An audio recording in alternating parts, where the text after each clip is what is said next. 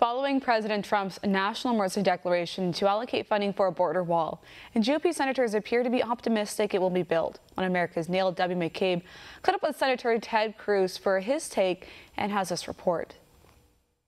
Senator Cruz sat with One America News at CPAC, and he said there is no doubt in his mind that the president will get his wall using the power granted to the president in the 1976 national emergency law to program funds. Here's what he had to say. But let me give you the good news, which is regardless of what happens on that, the wall's going to be built.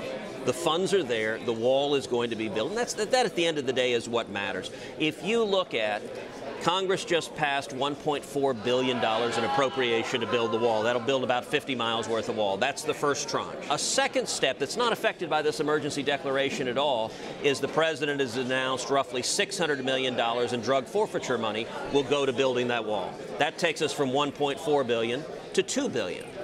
A third tranche is that there's explicit statutory authorization for the Department of Defense to aid in fighting narcotics traffickers. And in fact, the statute says you can use that money to build fences and border barriers.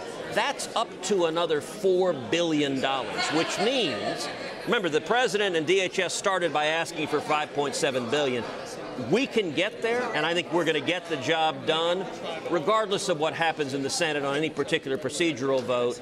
I believe the money is there. I believe it will be spent, and we're going to get the wall built. Cruz told me that there are enough Republican senators who are going to vote with Democrats to reverse the president, including Maine's Susan Collins, Alaska's Lisa Murkowski, and North Carolina's Tom Tillis, but there are not enough votes in the Senate to overturn the president's veto. Capitol Hill conservatives are always anxious about the GOP working with Democrats, but there is no way 53 House Republicans will cross the aisle to block the president's national emergency at the southern border.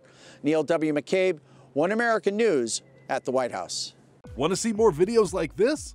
Click on the link below and subscribe to One America News on YouTube. And call your cable provider and kindly demand that One America News is added to your lineup. Call and subscribe today.